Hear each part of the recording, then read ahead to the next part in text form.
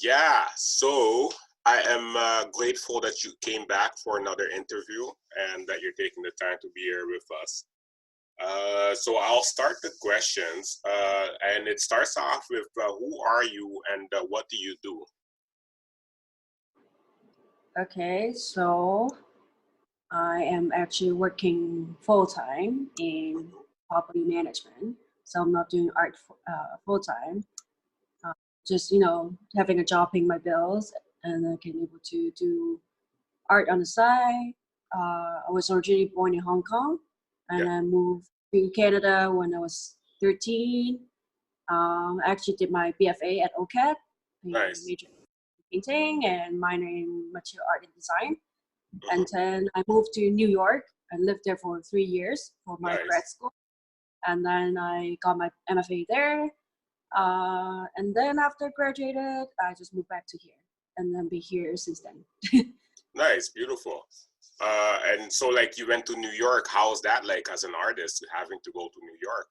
Well, I was actually very excited, like, because it's going to New York is like every artist's dream, right? Like a Yeah. lot of they couldn't believe me. Like, are you like actually going to New York? Like, wow, you're living my dream. So I was very excited. Hmm. It's actually quite challenging. Yeah. It's like like they say, if you make it to New York, you make it to anywhere. So Yeah, that's yeah, yeah, very because it's very tough to live in New York. Everything's so expensive. It's a big city. Like yeah, you feel like isolated because you meet a lot of people. You do meet a lot of people. That's yeah, yeah, yeah. how it. But at the same time, everyone is so occupied. They have their friends and family, so they don't really have time Yeah. to new friends. So it's kind of like you feel distant in that kind of way. Hmm. You do meet a lot of people, a lot of opportunity, but it just don't feel like you being close to people. Yeah, yeah, At the same time, like because it's so expensive, everyone is working a lot. They everyone's working at least 2 jobs at the same time, or even yeah, three yeah. jobs. A lot of people don't even take any days off. So I was actually quite surprised people doing that. Like for me, as personally, I need at least 1 day off per week. But most people they don't even take any days off. I was like, wow, like Yeah, they yeah, living it like they gotta survive. They want to live in New York, so that's what they gotta do. yeah, definitely. Is Yeah. it like I feel like Toronto is a lot like New York now, like in the sense that like a lot Oh of us are yeah. becoming disconnected. Yeah. Well, actually, when I decided to move back to Toronto, because I miss Toronto, I miss that part of Toronto, like being Yeah, close to people, being close to my friends and family. It's technically it's still kind of my hometown because I've been living here for so long. yeah, So I yeah, kind of miss that. So like I was kind of disappointed when I feel like after a few years I started to realize the change in Toronto. I feel like it started becoming like New York. I was yeah, like like it shouldn't be the way. Like things are getting more expensive. All these, downtown Korea. They're selling all this all overpriced stuff. Like yeah, yeah, I was like, wow, like that's kind of disappointing because that's not what I'm looking for to move back to Toronto. yeah, yeah, yeah. It's weird. Like for the longest, like I've been here for over 20 years, Yeah, and for the longest time, I've been wanting to move downtown. And yeah, as soon as I moved downtown, like it just like started to everything started to change.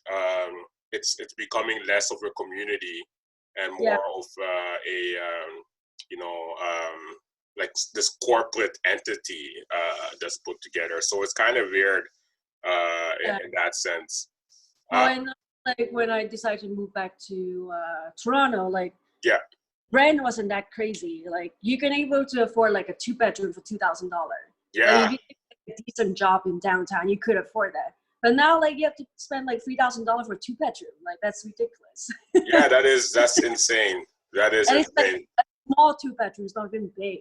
Yeah, Because it's like ideal for me for an artist having a 2 bedroom, right? So you have a bedroom on your own and then you have another bedroom to work.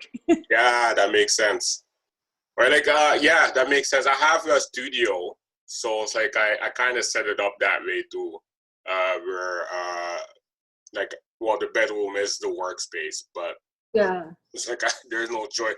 But I get it. I get it. Like the good news though, I'm hearing because I had meetings with a lot with brokers this week, and they Yeah. were just like basically explaining that it's no longer a landlord's market; it's a renter's market.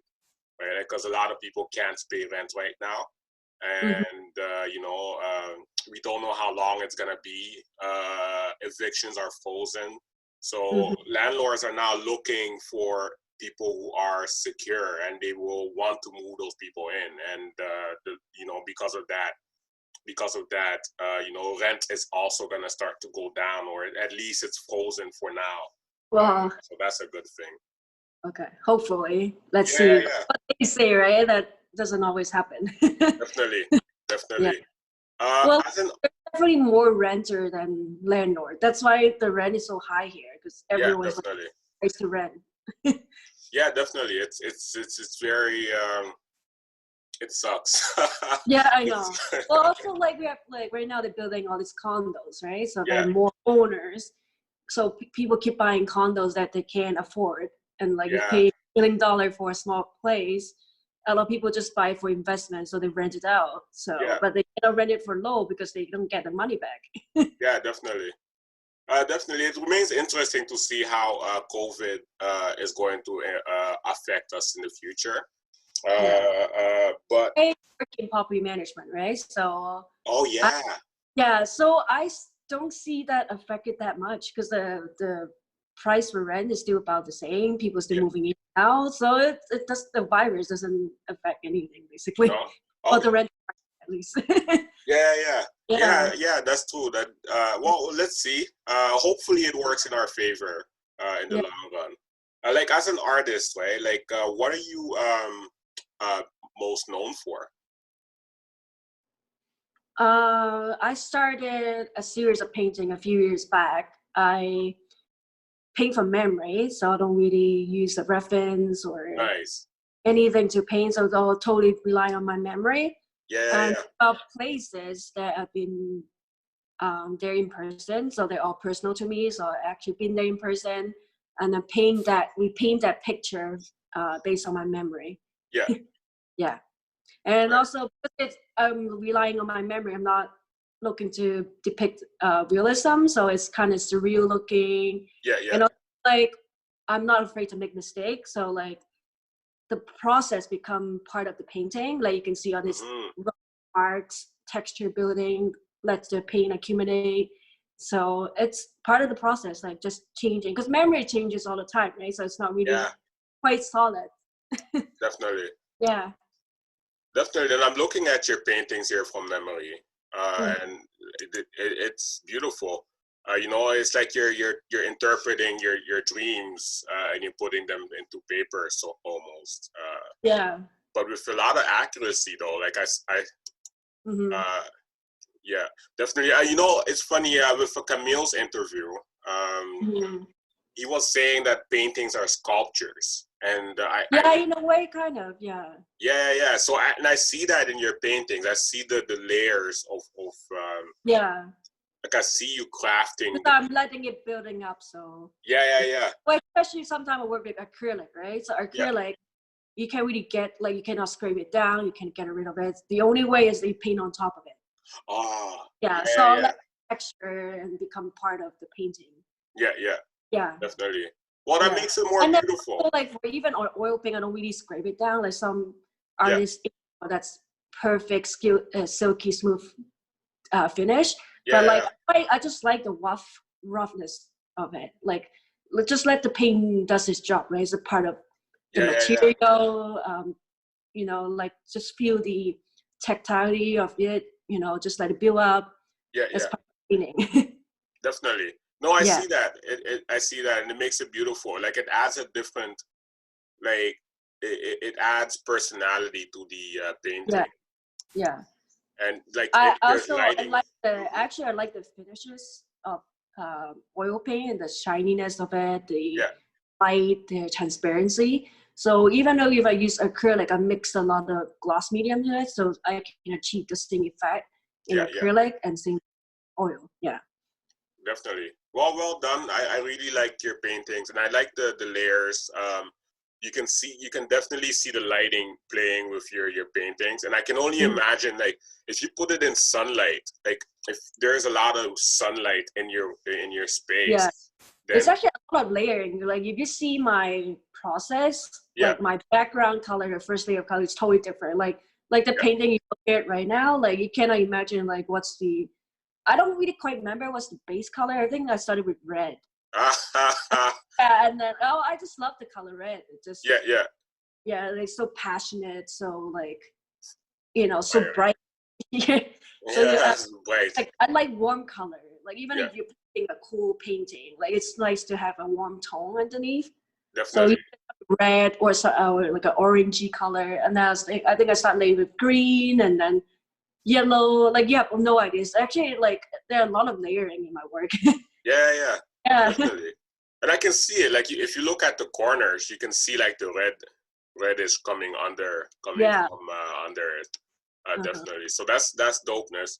Now as an artist or as a person, right? Like what are you best known for? Are you more of a hunter or a gatherer? A hunter or what? A gatherer. What's a gatherer? Like you collect stuff. I'll collect. I would say more a gatherer. Yeah. Or I collect stuff more. Yeah. Yeah. Like you can even see in my painting, like I collect information from everywhere, like my memory, personal experience. It's kind of bits and pieces, right? Yeah, definitely. Yeah. And I do keep a lot of work. I know like a lot of artists have storage issues, and a lot of artists they start like painting over the painting or just get rid of them. Yeah, that sucks. Yeah, like I try my best to keep my painting, even not my best painting, because it's show how much you develop. Like like art is so subjective, right? You might not like that painting, someone else might like it. Yeah, definitely. Yeah. Well, definitely. It definitely like that. Like when you keep your art in storage, is there like any advice that you can give artists that that are in your position? I'm a painter, so it's easier for me because for painting you can just like, because they're not like I paint big painting, but they're like more flat. It's not like sculpture. Then you run into like more like a storage issue. So like painting just like pile up on top of each other. Also, like, because some artists might afraid to damage their painting when they like pile up. I actually wrap my painting, like so I actually spend a little bit of money, buy some bubble wrap or even like garbage bag, right? Just sometimes cover it, and then you can keep piling it. Like basically, you just need like a storage room. It's kind of hard when you're living in city. That's why you like a 2-bedroom or so you can have a room just for storage. Just pile up my painting. I shove everything in there.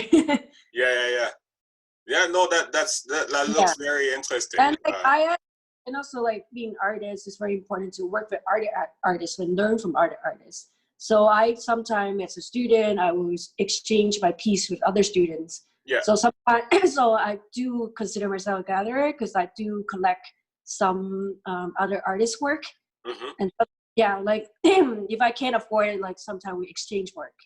Nice. Beautiful. To have some pieces from other artists. So and like learn from them. Like you see art differently from like like from other artists. Like you're interested to see how they approach the painting different from you, and you like it in a different way. Definitely. No, I see that. Like I've been now interviewing with a lot of artists. Like just for context for anybody that's listening, you were the very first interview. So it's like it was a lot of learning curve and all that fun stuff. But I've interviewed so many artists since then, and I'm seeing like all the different work processes, and it's just like everybody has something rich to contribute to the work process for everyone, which is beautiful. What are you working on right now? Right now, I'm actually working on a drawing.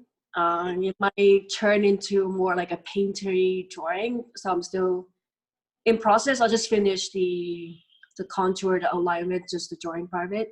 So it's actually it's a painting for somebody.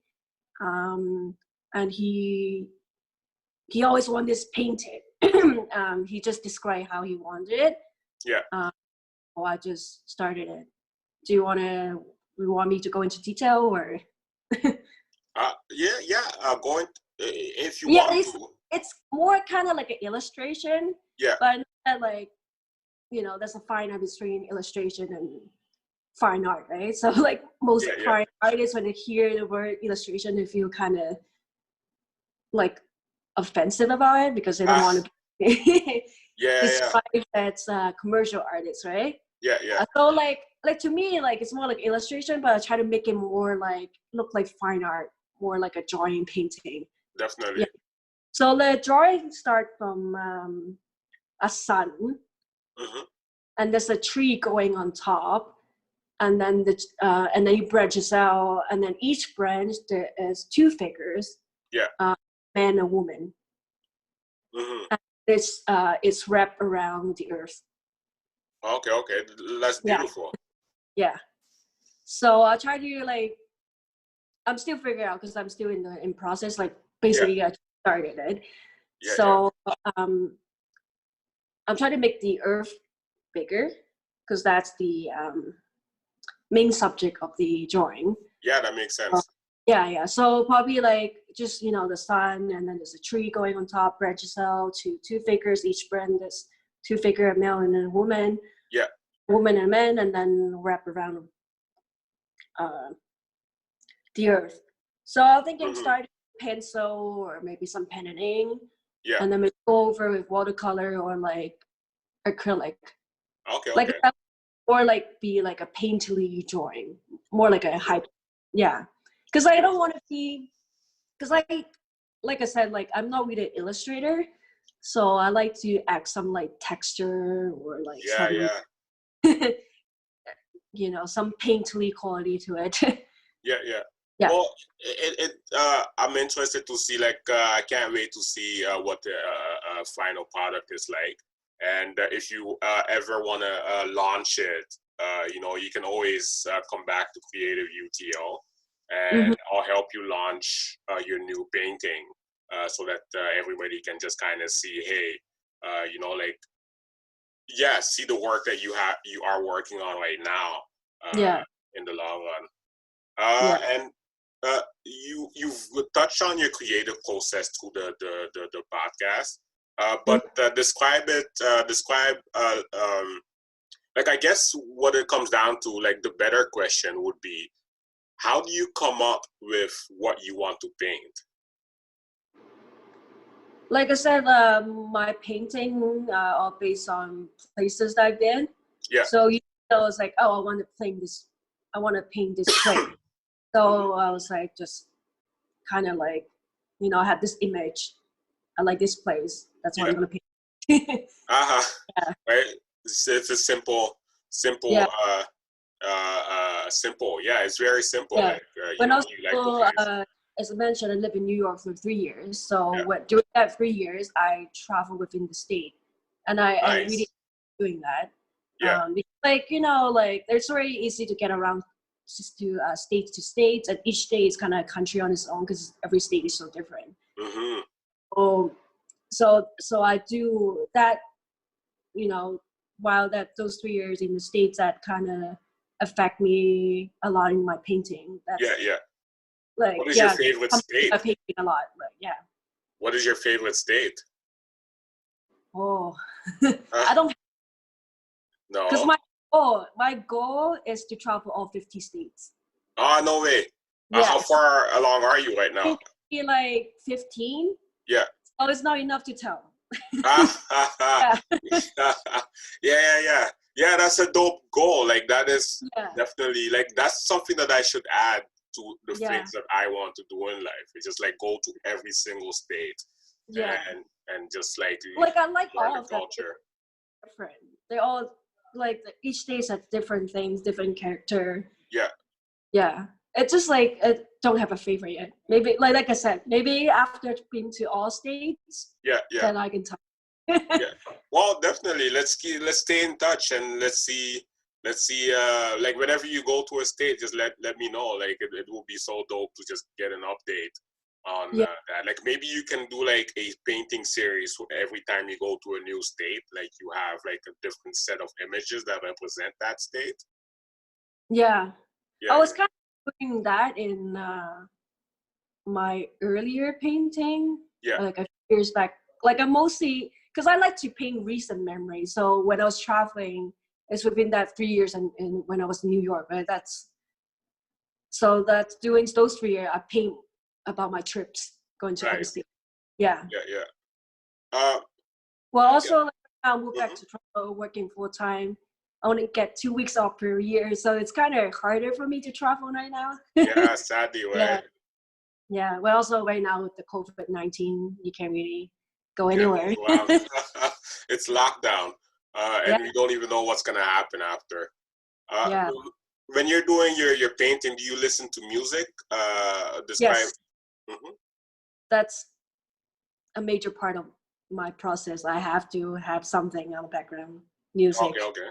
and I listen to all kinds of music because I get tired listening to the same thing Yeah, sometimes. yeah, yeah, It's just like different genre, like a different vibe. yeah, So yeah. I listen to all types of music from like classical to heavy metal. Yeah, yeah, yeah. Yeah. Well, Right, like, usually when I paint, I like to listen to something more upbeat. yeah, yeah, So like most likely rock, heavy metal type music. And sometimes like you get tired of that, you want something more like poppy, more upbeat. yeah, Yeah. yeah, yeah. Yeah, Yeah. dopeness. Sometimes you just want like a peaceful day that you listen to like classical music or soundtracks, like Yeah, no lyrics, just background music. beautiful. Like, Yeah. and does that affect the way you paint for that day, or like if it's rock music, does that reflect in your artwork? Like, what kind of No, music? no, Mhm. not really. You can see my painting. They're pretty consistent. Yeah, yeah, yeah. Yeah, so I like this one. yeah, like yeah, so like I don't think so. Yeah, yeah. No worries. I always music helped me work, Mhm. but my painting is not influenced by music. Beautiful. Yeah. And okay. So, who is your art for, and why is it important? Important. Well, I don't really have a specific target. Hmm. The art is subjective, right? Like I said, like you might hate a painting, somebody else might like it. Yeah, yeah, yeah. So and also I paint from memory. So it's interesting to see how other people react to my painting. Like, Yeah, on, like if the viewer, they can recognize the place, or even they don't, right? They just say, oh, yeah, it's a nice. And then once I tell them my side story, they might like it even more or less, yeah, right? yeah. Definitely. Like this Yeah. is so beautiful, like especially from memory. Like you can see the reflection of the clouds in the water. And you can see like the depth of field and also like yeah, you can see the depth of field, like you're standing, like I can tell that I'm standing somewhere and I'm looking over the water into another forest, but I am inside the forest myself. So that's beautiful, especially from memory. uh, Yeah. yeah. This is based on, I think, Branford Okay.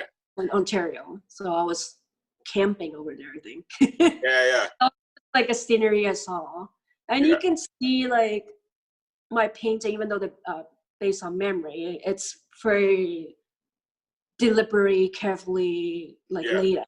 You can see my art school yeah, learning yeah, in yeah, there, yeah. colors composition, Hmm. how I put the color together. Yeah, that's Yeah, beautiful.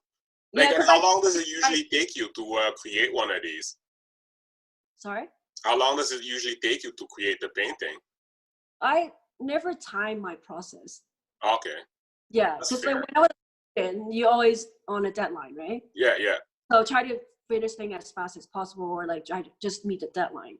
But yeah. what I learned from my graduate school is like you can't really stop the painting unless it's complete.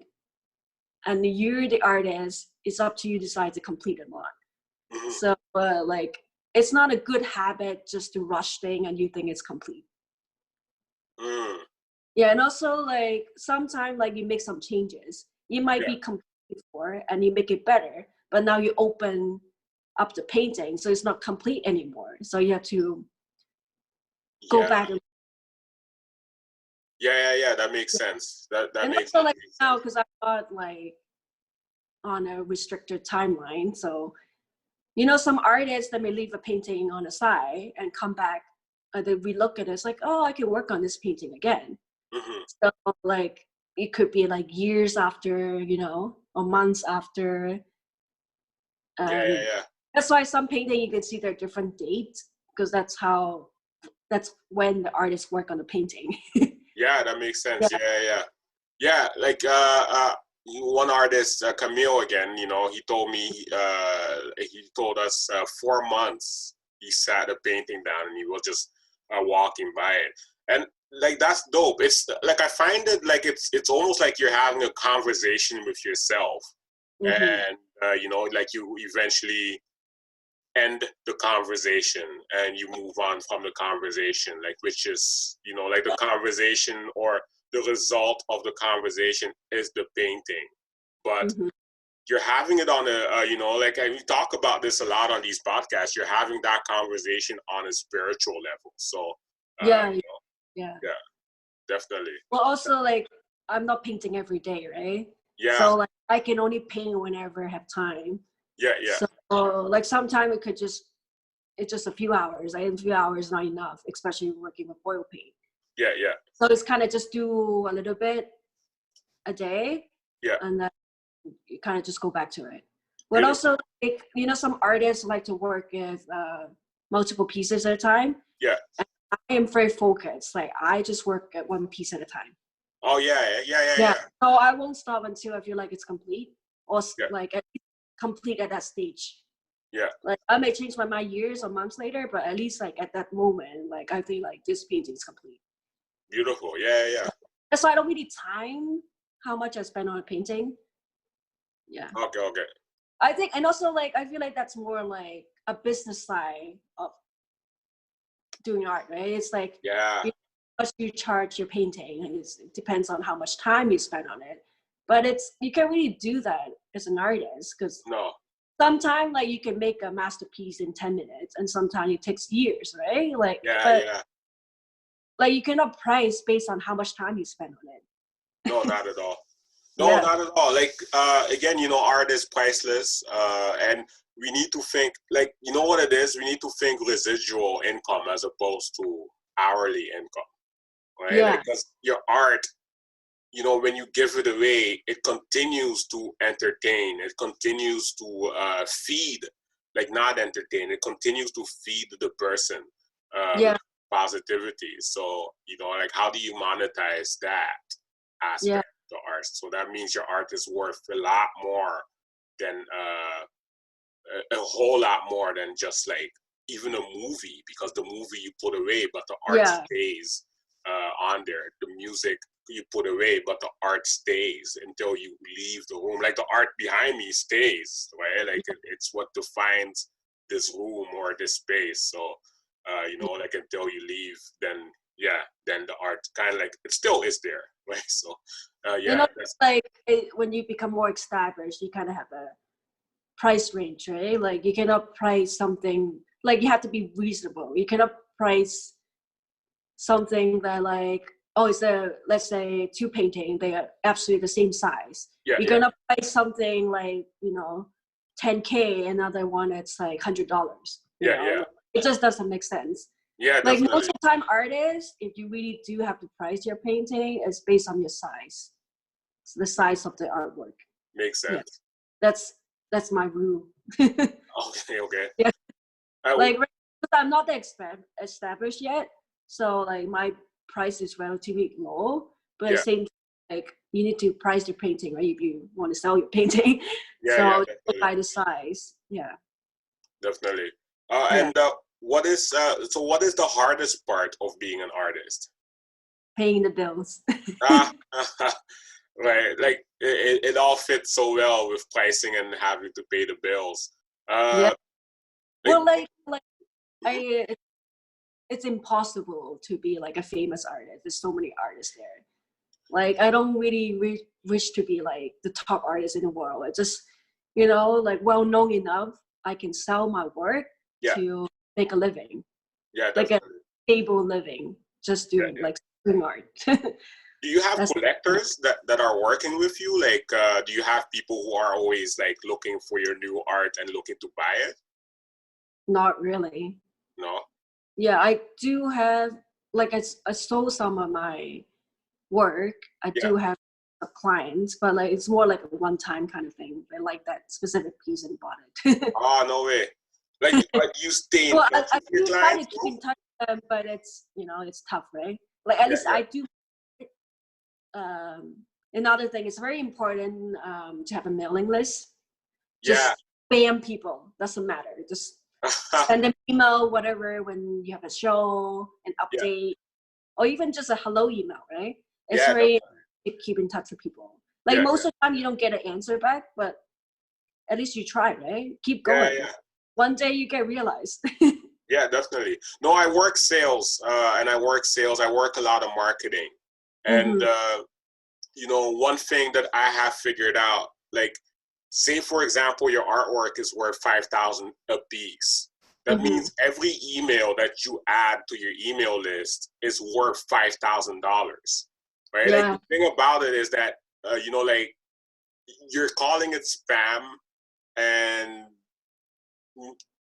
it could be, depending on how you approach it. Like, if you are able to, like, they signed up to your email list because they saw your art and they're like, wow, I want to be part of this. And so therefore, like, you should be telling them a story on an ongoing basis. So they might not buy right now, but they're gonna buy sooner or later, right? Like, because they are collecting art, they like art, they're gonna invest sooner or later. So 2 years from now, you have now matured at $5,000. But now say you have an email list of 10,000 people that, in my opinion anyways, like, and it makes sense. Like, if you have a list of 10,000 people, 5,000 people, then that is those amount of people times $5,000 per work, per job that you sell, right? Like, so you need to treat that with care. You need to, like, cultivate, build up on that list on an ongoing basis.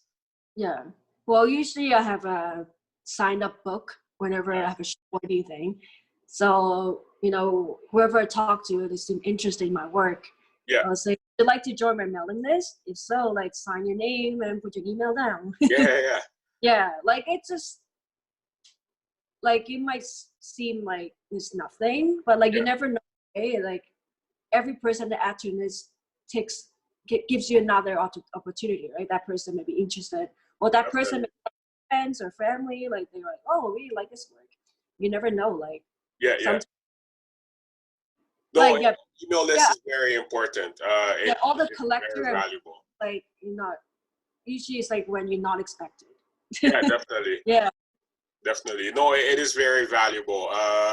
Like, the other philosophy that I have around all this, because a lot of us, we have Facebook, we have Instagram, so we have all these followers, but it means nothing until we have the actual person's emails, right? Yeah. Because now we're getting immediately, like, into their phones, we're getting immediately into their life, in terms of like, when we do something, like, right? Like, so my advice would be, like, for everybody that comes to your email list, you give them more exclusive access to your artwork, and things like that. Like, and I guess there is also Patreon. I don't know if you heard about Patreon. No. No? Like, I love Patreon. Like, so basically Patreon, you can set up different tiers. So someone that will pay you $50 per month, for example, and that person will get, like, a picture of your artwork every month. Right? Like, but then someone that pays you, for example, the $5,000 per month, they'll get your artwork. They'll get, like, original pieces from your artwork. Right? And so it's like, and it's a monthly ongoing thing, and it's like an investment. Right? Like, so for me, myself, like, I had someone approach me saying, hey, I really like what you do as your art, and I'm willing to pay you $10 per month so that you can get going on your artwork. Right? Like, it's not a lot of money, like, financially, but it's a huge thing for someone to approach you as an artist and say, hey, I'm gonna pay you $10 a month, right? Like, so it's like, you know, like if you can give them service, Yeah, it's like it adds up, right? The little thing adds up. So yeah, it adds yeah, up. And you know, you've created a fan. You have someone that's there, like someone to give you money monthly like that. That's a huge yeah, thing. like you can pay for Experience. art. Yeah, That's not the hardest thing you can do. yeah, Well, definitely. yeah, so like tell me more in detail after the interview. Yeah. Patreon is definitely like we can even like I'm not gonna go in depth into it now, Yeah. but like I'll go on the website Mm-hmm. Patreon.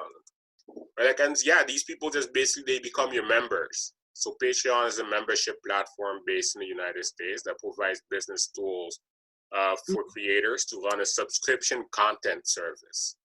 Mm-hmm. Right? And now, you know, like so based on my research, like I have this saying now that celebrities are dead.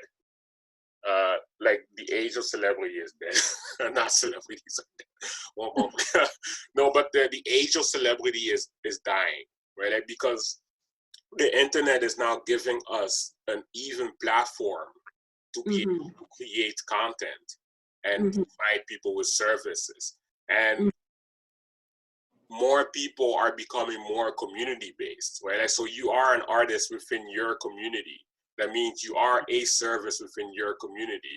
And so therefore people within your community are in a position to be able to invest, fund you, I can't find the wording, but I guess in that vicinity. But yeah, that's what Patreon does. Like even Oh, CreativeUTO, it has a Patreon account. yeah. And the whole point will be like, so every month, if you pay, I believe $45, you'll get like a puzzle piece of art, and you'll get like a poster of art. You'll get a poster, and I'm not remembering the pieces all right now, but you'll get art sent to you on a monthly basis, and it will be based on the people who are part of the incubator. Mm-hmm.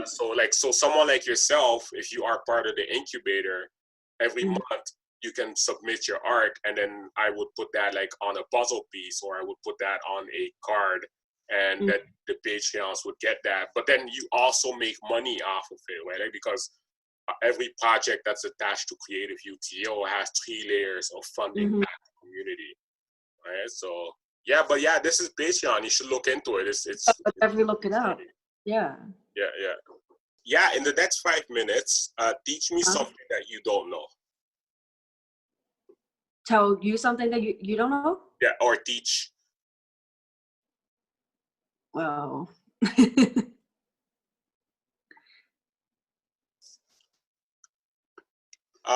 You don't have to. no, I will. I'm just thinking where to start. I Yeah. just want to share a story that Okay. it's kind of like an unfortunate event being an artist, doing my path. Yeah. So after graduated from school, moving back to Toronto from New York, Yeah. so, starting out looking for jobs. It took me quite a while to get a full-time job because Mm-hmm. initially I was just looking for jobs in the art field, right? Because Yeah. I spent so much time studying art. Yeah. That's what I'm hoping to get a job. So, but the art field is very small. So I tried different things, applying to galleries, teaching, working in warehouses, making mass producing art, Yeah. or even just try to live my dream being an artist, right? Just Yeah. applying shows, doing all kinds of things. So like it didn't happen. That's why I ended Okay. in property management. So just being realistic and get a full-time job, and also like it's good to step outside the art field for quite a while because I was in the art field all my life, right? So I don't know Yeah. what outside world would be like. And also being an artist, you also have to work with people, which something that we're not very good at, like selling our art, talking to people, building up connection. Yeah. So that's the part I don't like being an artist. So I was thinking maybe, you know, getting an office job, you know, doing something simple, paperwork, don't have to work with people would be a good start. So that's why I ended up also choosing a few, because I realized that the housing industry is growing, you know, all these condos getting built up. So that's why I chose a few property management. It's not a dime. Also, it pays my bill, get stable income. Because being an artist, you also need income, not just paying your bills. You need income to do stuff. Like you need, like a lot of galleries take submission, admission fee when you submit to the gallery. Everything costs money. When you sold fees, you have to ship out your painting, stuff like that. So you always need money. You need money to print your business card. You need money to work. So like that's why I like, you know what, just get a job and see what it's like. So that's the path I kind of ended with. And also like I like being in this in property management. Also like give me free time because I can do art after work. It's not something, you know, I had to spend a lot of time outside of the regular business hour. It's like gives me stability, security, so I can move on at the same time doing art on the side. So I set up a studio when I moved back because I needed kind of like a studio working space / storage space. So I did find share studio community in downtown Toronto when I moved back. It's called Walnut Studio. So there were about like 50 artists. It's a nice community. Like I met a lot of artists. We learn from each other. They're very cool, and also sometimes we just chill, right? And take on each other's advice. Sometimes if you get stuck on a painting, on the artwork, you can ask, "Oh, how do I move forward with this painting?" Kind of like a similar community what you had in art school. Oh, it's really it's I like those days. But there was a tragic fire that happened in the studio a couple years back. It's actually like it was pretty big. It made it to the news and everything because it's like the whole studio was burned down. Like we have two sides of the studio. One side completely burned down. I remember hearing about that. And then the other side, I was lucky to be on the side, but like my side of the studio was suffer from smoke damage, but like significant smoke damage. So like basically the whole building right now is abandoned, needs to be demolished and rebuilt. What was the studio name again? The landlord of the studio, he was very positive. Oh, we build the studio because he loves artists, and because the landlord is also a real estate agent. So being with artists very different from like other like business-minded people, because artists were real. We just, you know, do our thing and make a living. We're not here to try to show anything. So he was very positive. Oh, let's rebuild it. But when their figures come, you realize, oh, it's not possible because basically you have to demolish the whole building and rebuild it. So right now it's just abandoned. I don't think anyone's trying to rebuild it. I think they're waiting somebody to buy the piece of land and build a condo. Of course. So I was lucky I didn't lose any artwork. So I was able to clean it off from the smoke damage.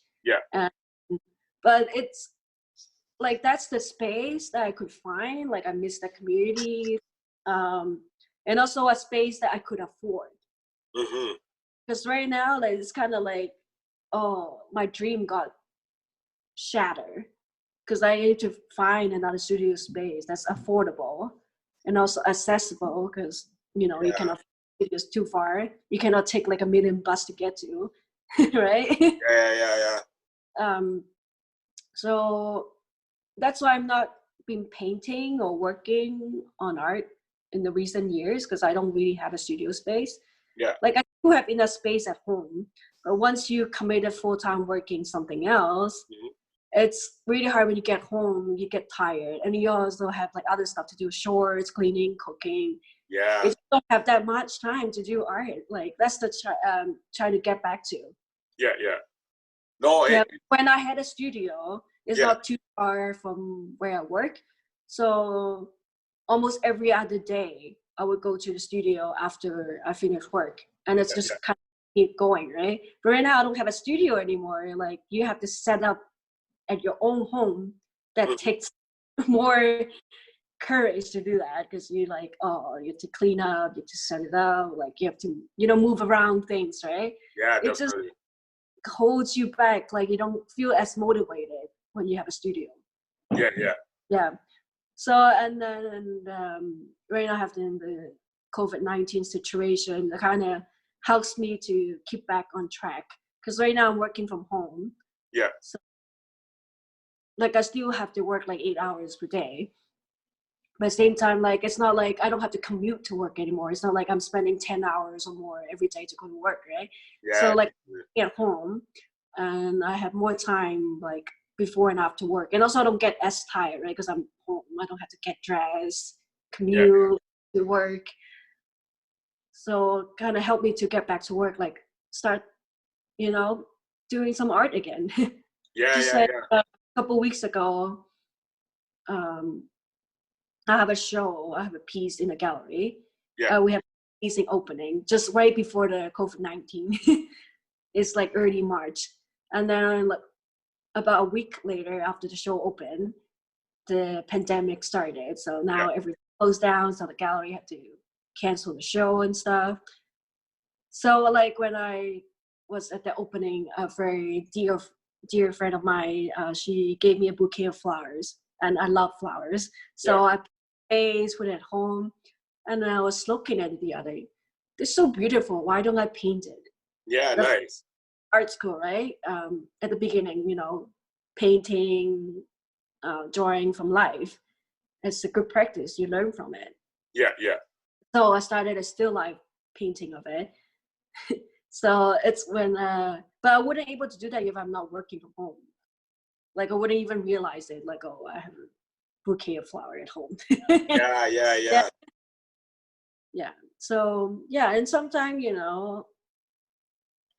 there's more freedom when you're working from home. Like to be honest, when you're working, you're not busy the whole 8 hours. You get some No. free time. But Yeah. when you're Yeah. in the office, okay, you're not busy. What can you do? You just go on your computer, right? But Yeah. you're at home, you're not busy. You're free to do something else. Definitely. Yeah, but at the same time, keep your speaker on, right? And there's an email come, like you're working. Yeah. Yeah. Yeah. No, it's like COVID is changing. Like it's changed a lot of the outlook of how we all operate. You I know. think like it changes a lot of things in a bad way, Hmm. but it helps artists. Right? Yeah. It's kind of, especially artists like me, that like, oh, you can work from home now. That like, give us an opportunity to focus on art again. Yeah. Yeah. Definitely. Yeah. Would you be open, like the thing that I've been researching, and I'm gonna try and launch it on the 20th this Yeah. month. But would you be open to be working from home but having Zoom on so that a lot of other artists are connected to the Zoom channel through the whole day? Oh yeah. Yeah. Yeah. Yeah. So that's what I'm So trying. like I said, like since I lost the studio, I kind of lost the community.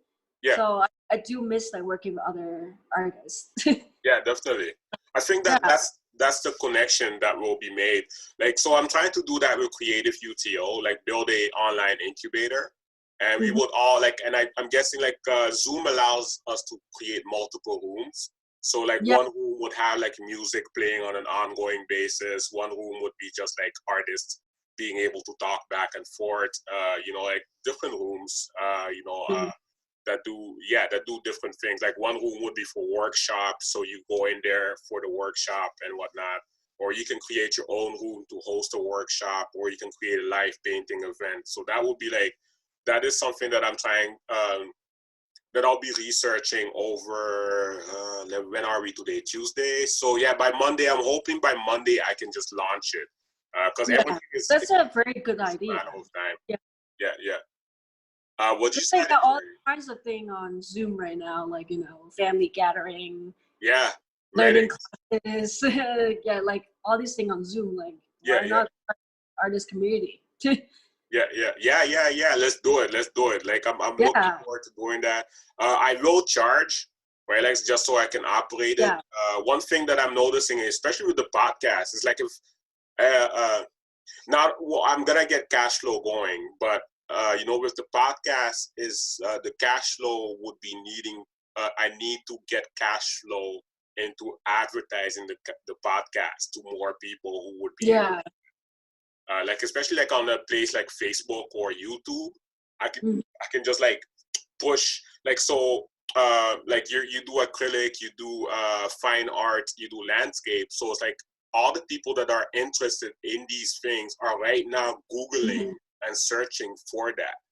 Like Yeah, so that's something that I'm looking to do, start doing with these podcasts, and that would help you uh be, that would help you sell your art basically, yeah, right? Like, and it's advertisements, and yeah, like yeah, it's a huge advertising platform at this point.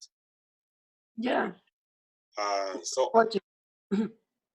what do you, as a artist, what do you think about when you are all by yourself? what what do I think about? Like a general question, or when I'm working? uh I guess it's a general question. I actually I reflect on myself a lot. Like, Nice. I do think about, like, I'm a thinker, so like I'm constantly thinking, Yeah. reflecting things on my life. Like, I'm like the type of person that always looking for improvement. Yeah. Like, always something I can work on. So just looking back on my life, what kind of decision I made, Hmm. uh, learn from it. Like, you can't change the history, but you can learn from it. Yeah, definitely. Yeah. Definitely, that makes sense. And It's very important to stay positive. Yeah, it's like your mind creates the world you're living in, right? So if you stay positive, you have a positive outcome. But if yeah. you're negative, sad, depressed, angry all the time, you don't have a happy life. Yeah. That makes so much sense. Yeah, it's hard. Like, even for myself, it's that too. Like, I have to like keep like not physically meditating, but like telling my mind like stay positive, stay Yeah. happy, thankful of things that I Yeah. have. Because there are a lot of people that are a lot worse than me. Yeah, I would imagine. Yeah, like I wouldn't say I'm the luckiest person, but at the same time, not the most unfortunate person. No, not at all. At least I'm alive. Ah, wait. That's a good way to look at Yeah. things. Definitely. Um, and if you could pitch a collaborative project to the arts community, what would Hmm. that collaborative project be? I would like to start a mural. Beautiful.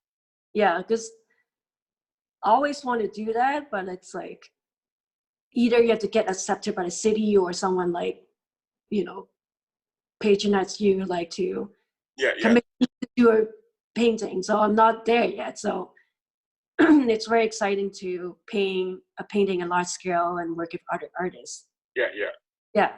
And also like I'm interested in like, climbing ladders on a scaffold and Ah, seeing. yeah. Yeah, yeah. Like, have you done it before? Like, climb or like, Yeah. Like I've done it in school and stuff. yeah. But like I've done like indoor mural, but I haven't done any outdoor. Okay. Yeah.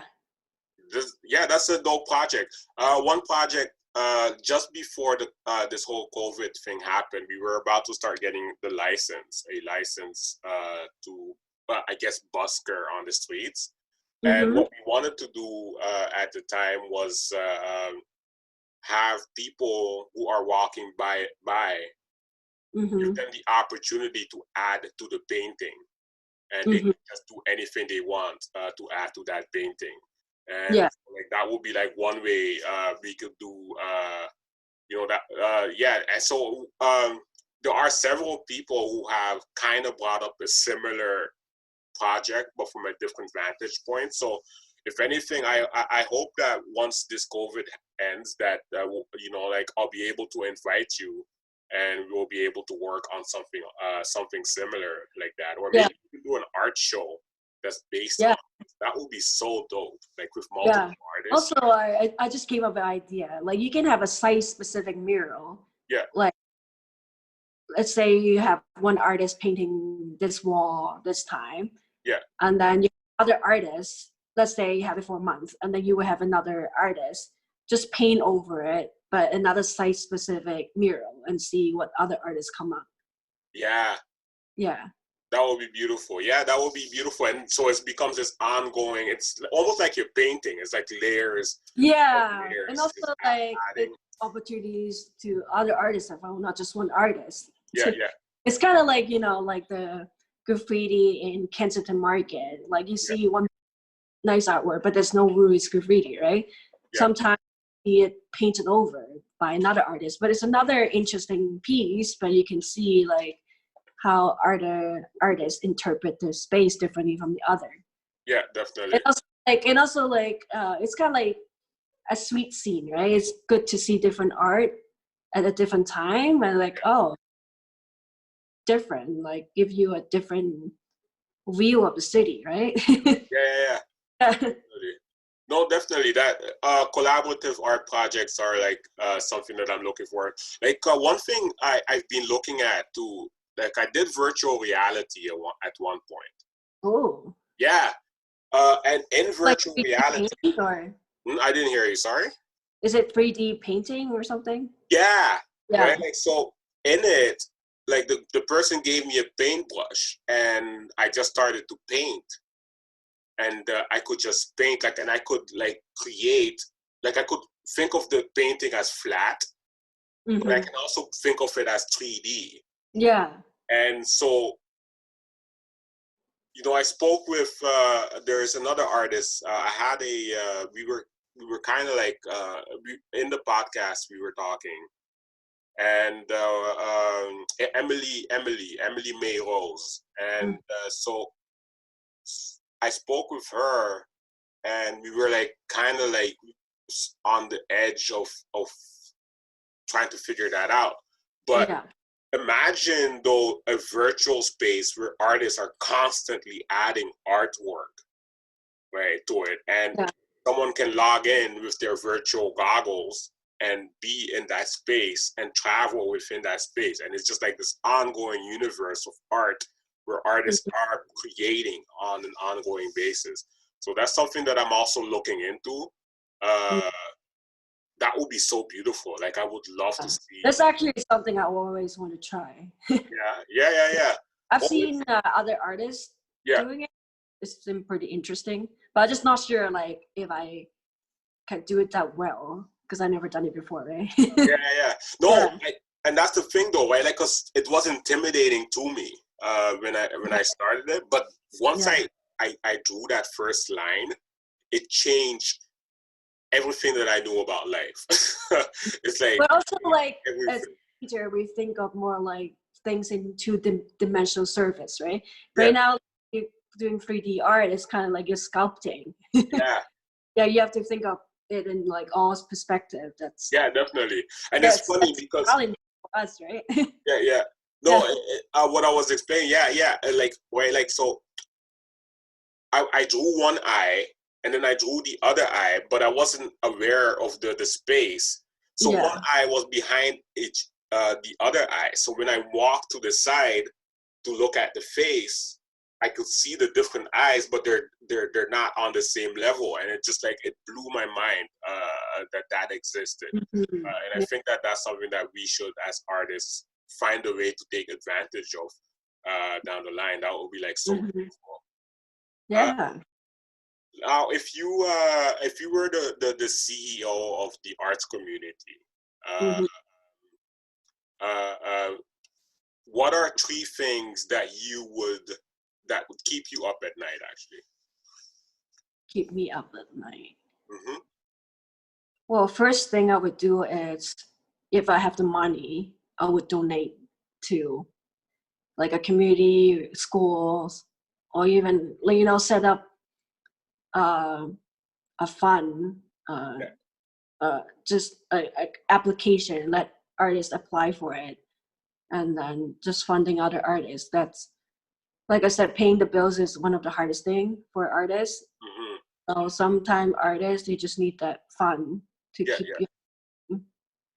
The second thing I would do is, well, after the COVID-19 thing, I would say having an event maybe at least once a month, like a networking event. Yeah, yeah. Yeah, just not just for artists, invite all kinds of people, like other business men, other business people in other businesses, or Yeah, like yeah. people interested in art. Mm-hmm. Just having a networking event, maybe like a free networking event, something that maybe an open bar or, you know, cash bar type of event Yeah, yeah. night, like, you know, one weekday night after work, and just people gather people and have fun. Definitely. Yeah. That makes Well, sense. yeah, and then the third thing I would do is, I would say offering free art consulting or classes. Nice. Like, so Yeah, like, 'cause, yeah, like, I don't know about other artists, but for me, like I said, I'm like, would like to be constantly learning. So there's always something to learn. yeah, yeah. And having a class with another established artist, you might learn something different. Like maybe some artists, you know, Yeah, some established artists, they're not so open about sharing their technique. yeah, But yeah, for those are, it's, I think it's a very good opportunity to learn from it. yeah. Yeah, and also like we all need consulting because we have to work with the business side of it. Like that's something we're not very good at, right? Like we need Yeah, to yeah. how to So, start a business, and also like price to work, how you set up a market. Yeah. definitely. No, I was gonna say, yeah, that's what like, so part of like pitching the incubator, Yeah. like, I find education is a huge part of should be a huge part of a co-working space, or a like any community of that level. Yeah. So part of being part of the incubator, there are workshops that I have obviously in there, Mm-hmm. but what happens, or part of the process, is that you have to go to these workshops, and they set you up to become, like, to work in a collaborative incubator. But once you get enough mana, which is the money built into the incubator, Mm-hmm. once you get enough points, you're now able to set up your own workshop. And then Mm-hmm. now you got to get your role is to get as many people to it as possible, and earn more mana to the workshops that you host.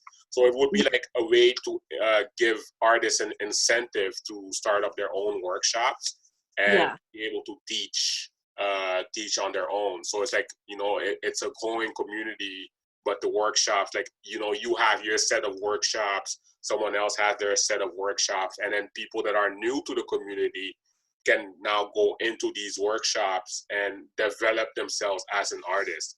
So mine will be like more on the business development side and the marketing side. Mm-hmm. But also, once you've done enough, you now can start up your own.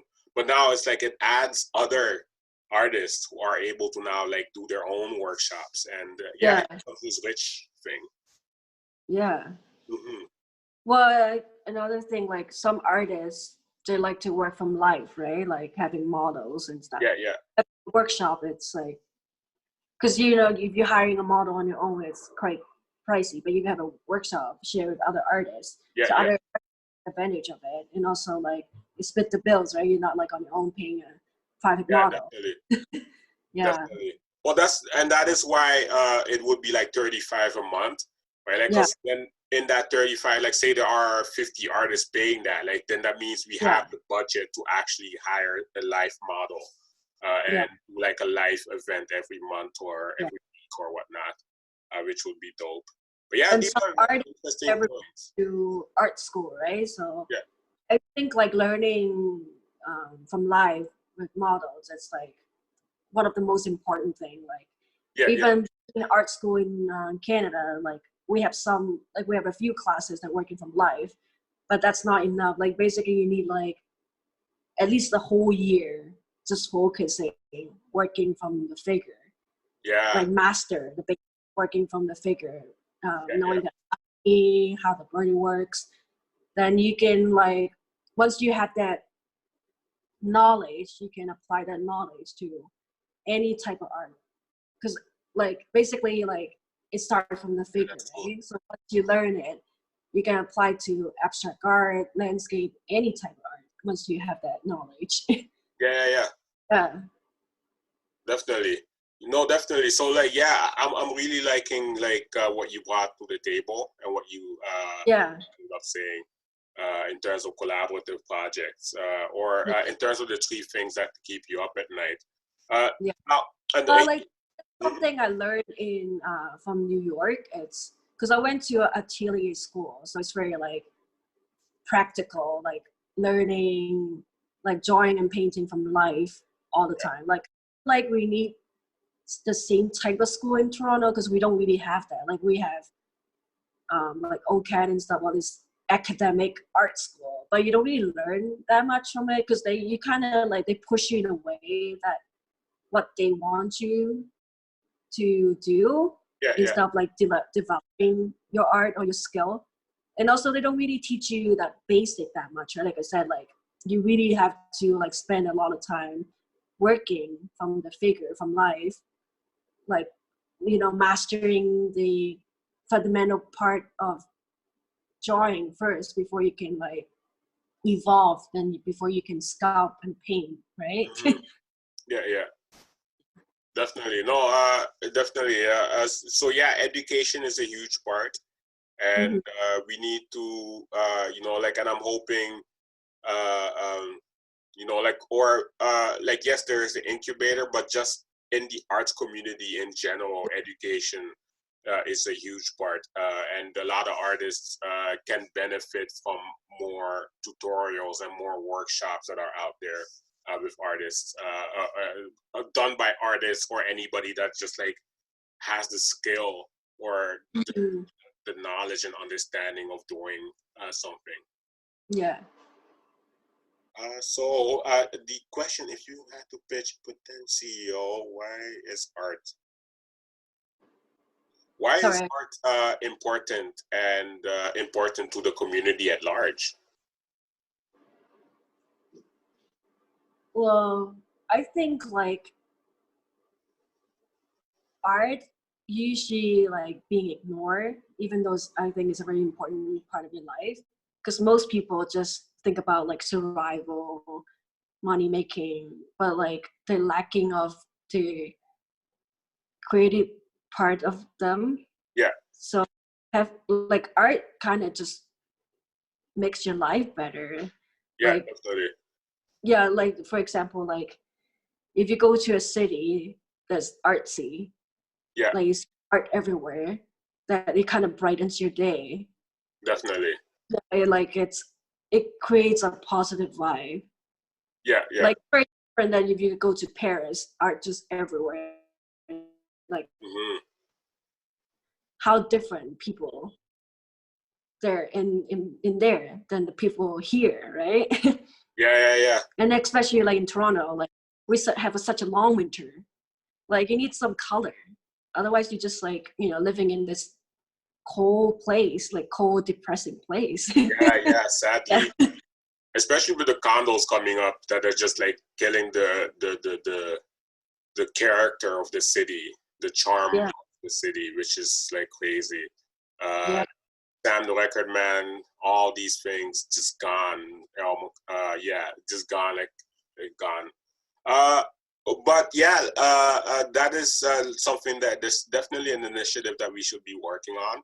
And that was the final question I'll ask is it's about the initiative for CreativeUTO is to help a lot with isolation, mental health, mental illnesses, and homelessness in the arts community. What advice do you have for artists listening now who are dealing with either one of those three? You said so what? Mental illness, homelessness, and isolation. I always say don't be afraid to reach out for help because you're not alone. A lot of artists suffer from those three things. Maybe not so much of homelessness, but like mental illness and isolation, definitely. Because, the creative art process, it's basically in isolation. You're on your own. Yeah, definitely. But you can use that as a way to communicate with others. Like you can hear what you have to say to art and use that as a platform to communicate with other people. And like being homeless is one of the worst things. Yeah. And like I wish like we have more like social worker or the material or like the resource, that's the word I want the resource to help homeless people, but we don't have that. Like I wish we, like you don't know, like it could be a homeless person on the street, it could be an amazing artist, you never know. Or it could be like not even just it could be a very nice person in heart, but like because that person is homeless, he or she couldn't do what he or she wanted to, and or you can use art to help them. Yeah, definitely. No, definitely, these are really great points that you brought up. Just to keep it, you are not alone is very powerful. You are not alone. And so anybody listening to this podcast, you're not alone. We're all going into this. We can all, like, you have resources like other artists that you can communicate and reach out to. And there is, I'm working hard on putting CreativeUTO together so that it will help more artists in the community. In closing, you have anything that you want to say to artists or anything that you want to promote that you have coming up? Right now, because having the COVID-19 thing, like almost everything is on hold, so I don't have anything coming up. But I'm on social media. If you want to follow me on Instagram, I can give you my account. So it's multiple MULTIPLE, Sofil, my artist name, SOFIL. Instagram, and same as my trader, same names, the multiple Sofil, MULTIPLE, SOFIL. And my website is Sofil, SOFIL, art.com. Nice. Beautiful. Thank you so much for giving this info. I don't really have a page. It's more like my personal account, but you can also like follow me there or be friends with me. Yeah. No worries. Thank you so much for giving all this info. Thank you so much for coming back to the podcast. And I'm looking forward to seeing your painting, the one that you just spoke about with the earth and the two, the woman and the man. I'm looking forward to seeing how that ends up, how that turns out.